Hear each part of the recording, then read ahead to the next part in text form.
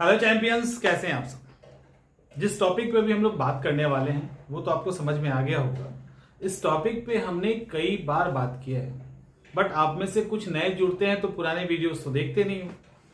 अब ये पहले स्लाइड को एक इमेज को देखिए जो मेरे पास आया है कि सर टेस्ट में बहुत निगेटिव हो रहा है।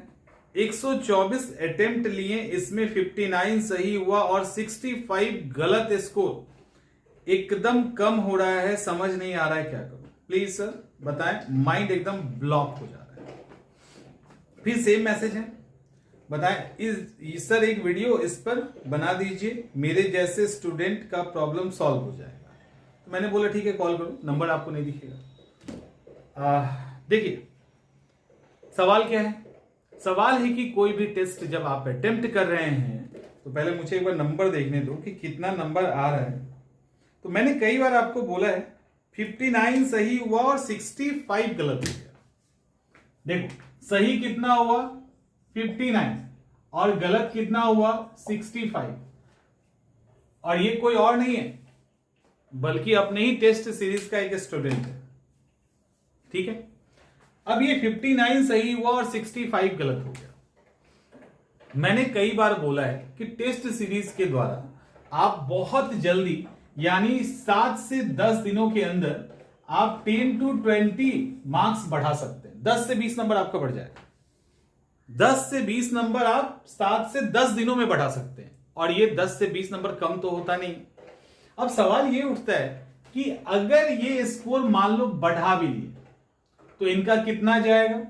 इनका हो जाएगा यहां 79, यही होगा ना।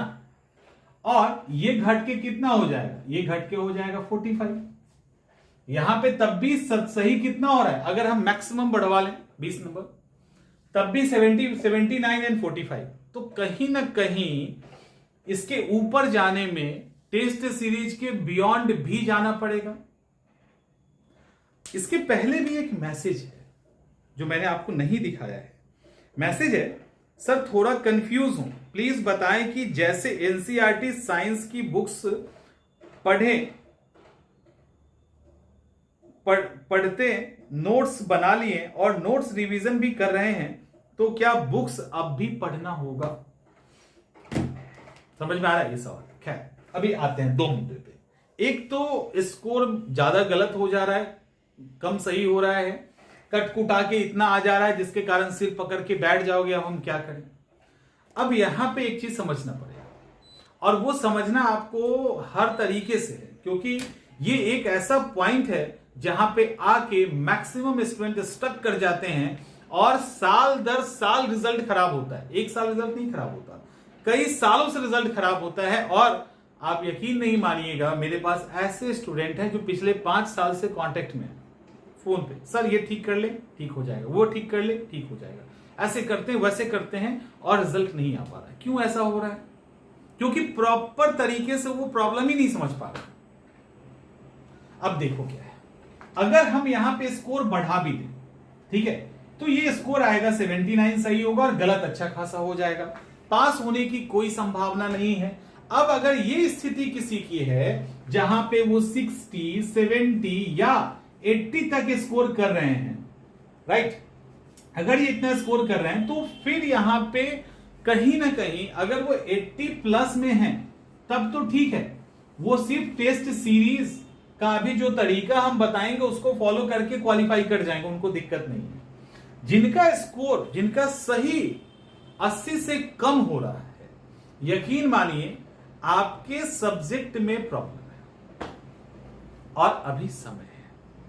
ठीक है, जिनका 60 आ रहा है, 70 आ रहा है, उनको अगर यह लगता है कि नहीं हम मॉडर्न हिस्ट्री में मास्टर हैं, जैसे मान लो इनको लगेगा कि नहीं सर मेरा हिस्ट्री बहुत अच्छा है, कोई कहेगा नहीं सर मेरा पॉलिटी बहुत अच्छा है, कोई ये भी कह सकता है कि मेरा ज्योग्राफी बहुत अच्छा है, आप में से कह सकते हैं, लेकिन गारंटी है, नोट डाउन कर लो और सीधा सीधा मान लो तो ज्यादा बेहतर है कि अगर आप 60-70 वाले हैं, ये तो भाई 59 वाला ही है, अगर आप 60-70 वाले हैं तो यकीन मानिए आप जिस सब्जेक्ट को बेहतर भी समझ रहे होंगे वो सब्जेक्ट भी आपका कमजोर होगा, क्योंकि आप उसको नहीं पकड़ पा रहे हैं। और हमारा काम ही यही है। कई ऐसे छात्र होते हैं जो पहले से ही कॉन्फिडेंस में लबालब होते हैं कि सर मेरा पॉलिटी एकदम बढ़िया है, हिस्ट्री में कुछ हो ही नहीं सकता, ज्योग्राफी बहुत शानदार है। जब क्वेश्चन पूछो और थोड़ा सा ट्रिकी कर दो, कहानी खत्म हो जाती है। ठीक है, तो अब आपको क्या समझना है? अब आपको यह करना है कि आपके जितने भी सब्जेक्ट्स हैं उन सबको एक बार आप रिवाइज कीजिए, उसमें कुछ ना कुछ छूट रहा है, और जिनका स्कोर 60-70 आ रहा है, ध्यान रखना उनका एक और उनकी खासियत है, उनका कोई ना कोई एक पक्ष, अगर वो आर्ट्स के हैं तो ठीक है और साइंस के हैं तो ठीक है। अगर वो साइंस के हैं तो उनका आर्ट्स में गड़बड़ी होगा, और आर्ट्स के हैं तो उनकी साइंस की गड़बड़ी होगी, 100% होगा। ठीक है, यानी और इतना ये गड़बड़ी तो होनी है, पूरा का पूरा एक सेट ही गड़बड़ होगा, और जो सेट उनको लगता होगा कि ठीक है, गलतियां उसके अंदर भी, कमी उसके अंदर भी। समझ में आ रहा है? कमी उसके अंदर भी। तो जिनका स्कोर काफी कम है वो सिर्फ टेस्ट के भरोसे नहीं रहे, आप अपने हर एक सब्जेक्ट को प्रॉपर तरीके से रिवाइज करो और प्रॉपर तरीके से उसको पढ़िए। सबसे अच्छा तरीका है चैप्टर वाइज पढ़ना। अब आप पढ़ोगे कैसे? ताकि अब समय तो काफी कम है, इस कम समय में आप अच्छा स्कोर लेके आए, अपने आप को सेव करें। इसके लिए आपको क्या करना है? आपको सिर्फ पता होना चाहिए कि आप पढ़ क्या रहे हो। आप चैप्टर को खोलिए और चैप्टर के आगे और पीछे PYQ लगा दीजिए, बस इतना ही करना है। जो भी चैप्टर आप हिस्ट्री पढ़ रहे, ज्योग्राफी, पॉलिटी, इकोनॉमिक्स, साइंस, कुछ भी कर रहे हो, जो भी चैप्टर आप निकाले ना, उसी चैप्टर से रिलेटेड प्रीवियस ईयर को पहले पढ़ लीजिए, फिर चैप्टर पढ़िए, फिर प्रीवियस ईयर पढ़िए। आपका 70% समय भी बचेगा, आपकी एक्यूरेसी भी बढ़ेगी, सिली मिस्टेक होने से भी बचेगा, एग्जैक्ट आप पढ़ लेंगे, कम समय में अच्छी तैयारी कर लेंगे। इसके लिए ये बहुत जरूरी है।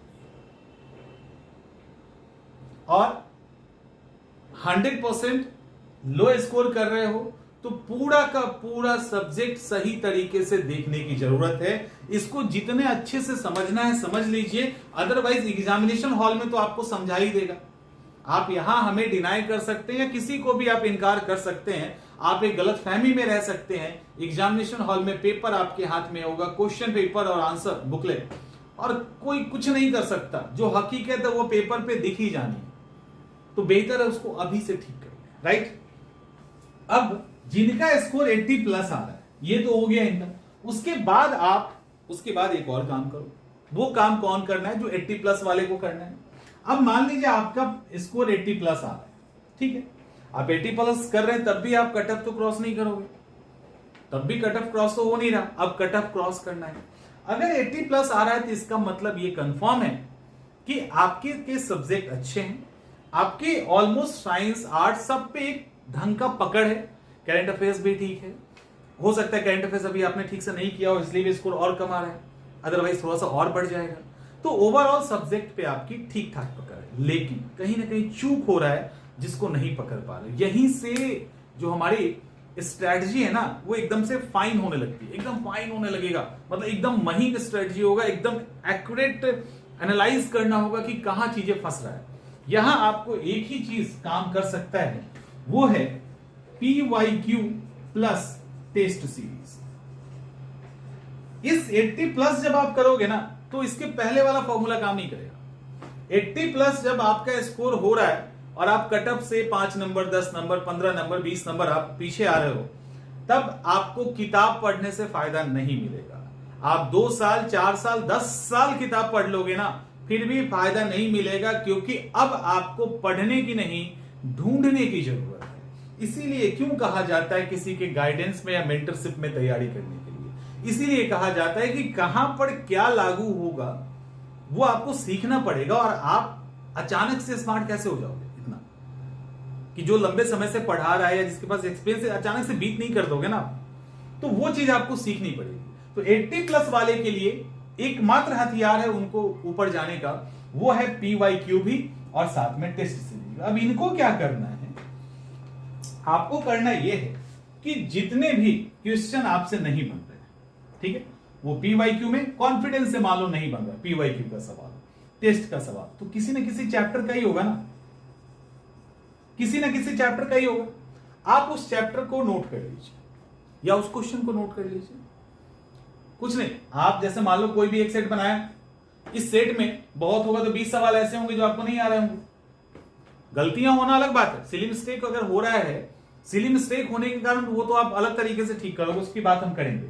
लेकिन अगर मान लो आपको पता ही नहीं है, आपने एकदम तुक्का रिस्क वाला ले लिया साफ ही, और आपको क्वेश्चन ही नहीं पता था, उसका आंसर ही नहीं पता था, शायद आपने सुन भी नहीं रखा होगा, ऐसा कुछ हो सकता है। ऐसे मान लो 20-25 क्वेश्चन निकल गए, ठीक है, अगर ऐसा क्वेश्चन निकल गया तो उसको नोट डाउन कर लीजिए, और नोट डाउन करने की ज्यादा झंझट नहीं लेनी है, वो आपके पास क्वेश्चन आ गया ना, अब उसकी चैप्टर को, जो भी क्वेश्चन, अगर बायो का क्वेश्चन है तो बायो का वही चैप्टर खोलिए, उस क्वेश्चन को देखिए, बंद कर दीजिए। फिर मान लो केमिस्ट्री का सवाल है, केमिस्ट्री का देखिए, ज्योग्राफी का सवाल है, ज्योग्राफी देखो, करंट का सवाल है, करंट देखो, यानी जो क्वेश्चन यहां पे आ रहा है ना, उसी क्वेश्चन को डील कीजिए। और डील करने के दौरान आपको लगता है कि नहीं और ज्यादा इसको पढ़ने की जरूरत है, बिल्कुल ही ब्लैंक चल रहा है, तो उस पर्टिकुलर चैप्टर को एक बार पढ़ लो, उससे रिलेटेड PYQ सॉल्व कर लो, कहानी खत्म हो गई। और यहां के बाद एक एक सवाल आगे बढ़ा जाता है। तो यहां के बाद अगर आपको मान लो टॉपिक आ गया ज्योग्राफी का, तो आप पूरा ज्योग्राफी नहीं पढ़ेंगे, आप पूरा ज्योग्राफी 50 बार भी पढ़ लोगे ना, तब भी स्कोर नहीं बढ़ेगा। लेकिन अगर ये वाला तरीका अपना लिया कि जो क्वेश्चन आया सामने वो किसी भी सब्जेक्ट का, वो नहीं बना है, नहीं सुने हैं, दिक्कत है, बस उसी को पढ़ेंगे, फिर आगे निकल जाएंगे। ऐसे करके 20-25 टेस्ट में आपके पास वो सारे, लगभग वो सारे क्वेश्चन सामने आ जाएंगे जो एग्जाम से रिलेवेंट हो, जो एग्जाम के लिए बना हो, या एग्जाम जैसा पे क्वेश्चन हो, वो आपको नहीं आता हो, उस पर्टिकुलर सब्जेक्ट का, चैप्टर का हो, वो आपके सामने आ जाएगा और आपका प्रॉब्लम सॉर्ट आउट हो जाएगा। और इस प्रॉब्लम से 10 से 20 नंबर 7 से 10 दिनों के अंदर, मैंने ज्यादा कहा है, उससे कम दिनों में स्टूडेंट ने किया है। और जिसने फॉलो किया है सबका स्कोर बढ़ा है, एक भी एक्सेप्शन नहीं है जो बच गया है। क्लियर? तो अब स्कोर बढ़ जाएगा, अब तो दिक्कत नहीं है ना, तो अब जाइए और इस स्कोर को बढ़ाइए। चलो मिलते हैं हम लोग नेक्स्ट सेशन में।